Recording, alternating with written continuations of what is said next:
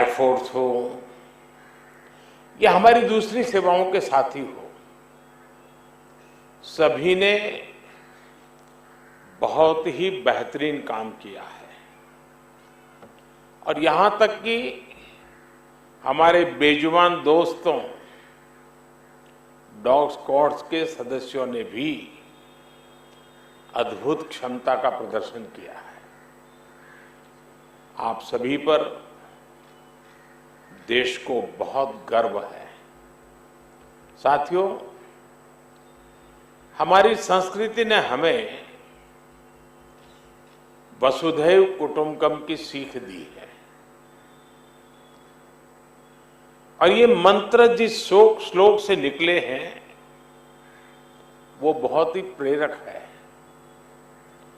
अयम निजः परोवेति गणना लघु चेतसा उदार चरिता नाम तू वसुधैव कुटुंबकम। अर्थात बड़े हृदय वाले लोग अपने पराये की गणना नहीं करते। उदार चरित्रवानों के लिए पूरी पृथ्वी ही अपना परिवार होती है, यानी वो जीव मात्र को अपना मानकर उनकी सेवा करते हैं। साथियों, तुर्की हो या फिर सीरिया हो, पूरी टीम ने इन्हीं भारतीय संस्कारों का एक प्रकार से प्रगटीकरण किया है। हम पूरे विश्व को एक परिवार मानते हैं। ऐसे में परिवार के किसी भी सदस्य पर अगर कोई संकट आए तो भारत का धर्म है, भारत का कर्तव्य है उसकी मदद के लिए तेजी से आगे बढ़ना। देश कोई भी हो, अगर बात मानवता की है, मानवीय संवेदना की है, तो भारत मानव हित को ही सर्वोपरि रखता है। साथियों, प्राकृतिक आपदा के समय इस बात का बहुत महत्व होता है कि सहायता कितनी तेजी से पहुंचाई गई। जैसे एक्सीडेंट के समय गोल्डन आवर कहते हैं, इनका भी एक गोल्डन टाइम होता है। सहायता करने वाली टीम कितनी तेजी से पहुंची। तुर्की में भूकंप के बाद आप सभी जितनी जल्दी वहां पहुंचे, इसने पूरे विश्व का ध्यान आपकी ओर खींचा है। ये आपकी प्रिपेयर्डनेस को दिखाता है, आपकी ट्रेनिंग की कुशलता को दिखाता है। पूरे 10 दिनों तक जिस प्रकार आपने पूरी निष्ठा से वहां हर चुनौती का सामना करते हुए काम किया, वो वाकई प्रेरणादायक है। हम सभी ने वो तस्वीरें देखी हैं जब एक मां आपका माथा चूम करके आशीर्वाद दे रही है, जब मलबे के नीचे दबी मासूम जिंदगी आपके प्रयासों से फिर खिलखिला उठी। मलबे के बीच एक तरह से आप भी वहां मौत से मुकाबला कर रहे थे, लेकिन मैं ये भी कहूंगा कि वहां से आने वाली हर तस्वीर के साथ पूरा देश गर्व से भर रहा था। वहां गई भारतीय टीम ने प्रोफेशनलिज्म के साथ साथ मानवीय संवेदनाओं का भी जो समावेश किया है वो अतुलनीय है। ये तब और भी बहुत काम आता है जब व्यक्ति ट्रॉमा से गुजर रहा होता है, जो कोई अपना सब कुछ गंवा कर होश में आने की कोशिश कर रहा होता है। ऐसी परिस्थितियों में सेना के हॉस्पिटल और उसके हमारे कर्मियों ने जिस संवेदना से काम किया वो भी बहुत ही प्रशंसनीय है। साथियों, 2001 में जब गुजरात में भूकंप आया था और उसे पिछली शताब्दी का बहुत बड़ा भूकंप माना जाता था, ये तो उससे भी कई गुना बड़ा है। जब गुजरात का भूकंप आया तो मैं बहुत लंबे समय तक वहां एक वॉलंटियर के रूप में बचाव कार्यों में जुड़ा था। मलबा हटाने में जो दिक्कतें आती हैं, मलबे में लोगों को खोजना कितना मुश्किल होता है, खाने पीने की दिक्कत कितनी होती है, दवाइयों से लेकर अस्पताल की जो जरूरत होती है। और मैंने तो देखा था भूज का तो पूरा अस्पताल ही ध्वस्त हो गया था, यानी पूरी व्यवस्था ही तबाह हो चुकी थी। और उसका मुझे फर्स्ट हैंड एक्सपीरियंस रहा है।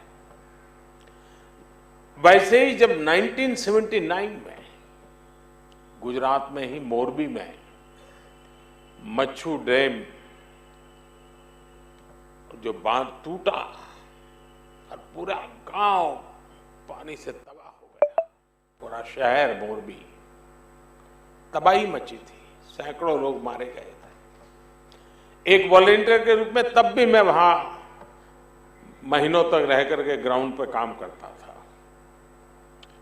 मैं आज अपने उन अनुभवों को याद करते हुए कल्पना कर सकता हूं कि आपकी मेहनत कितनी जबरदस्त होगी, आपका जज्बा, आपकी भावनाएं मैं भली भांति फील कर सकता। आप काम वहां करते थे, मैं यहां अनुभव करता था कैसे करते होंगे। और इसलिए आज तो मौका है कि मैं आपको सैल्यूट करूं और मैं आपको सैल्यूट करता हूं।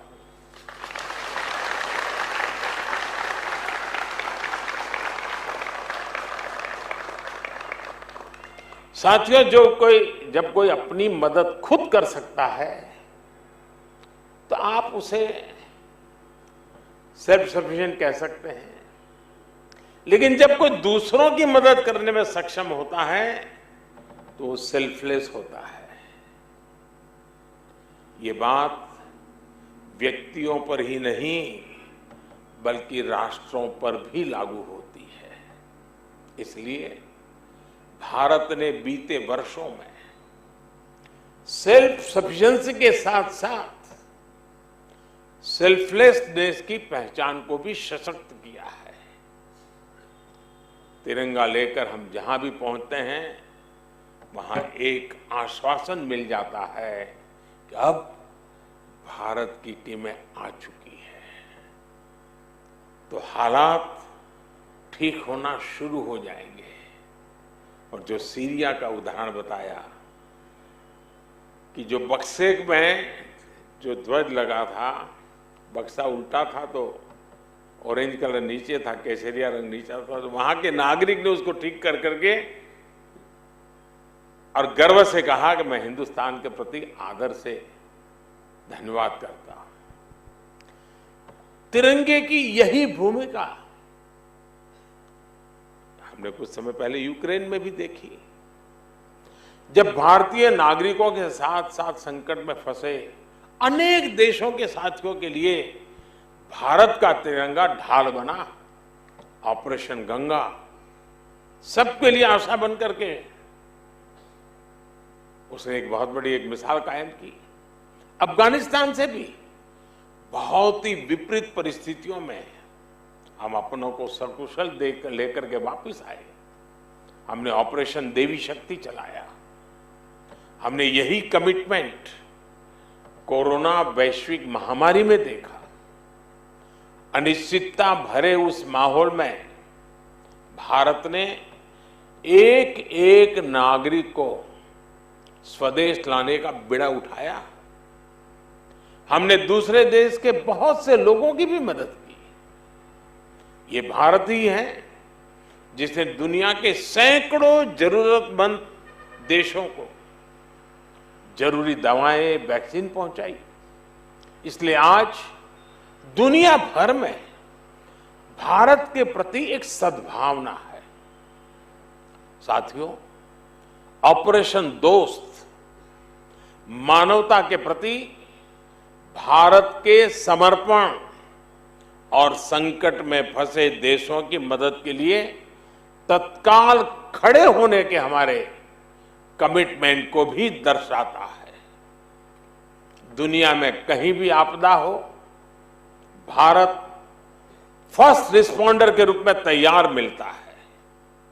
नेपाल का भूकंप हो, मालदीव में, श्रीलंका में संकट आए हो, भारत सबसे पहले मदद के लिए आगे आया।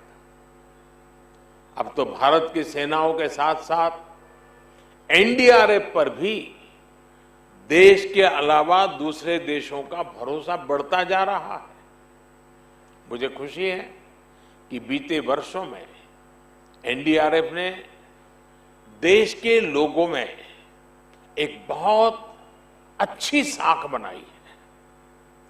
देश के लोग आपको देखकर ही, कहीं पर भी संकट की संभावना हो, साइक्लोन हो, जब जैसे ही आपको देखते हैं तो आप पर विश्वास करना शुरू कर देते हैं, आपकी बात मानना शुरू कर देते हैं। संकट की किसी घड़ी में, चाहे वो साइक्लोन हो, बाढ़ हो या फिर भूकंप जैसी आपदा, जैसे ही एनडीआरएफ की वर्दी में आप और आपके साथी फील्ड पर पहुंचते हैं, लोगों की उम्मीद लौट आती है, विश्वास लौट आता है। ये अपने आप में बहुत बड़ी उपलब्धि है।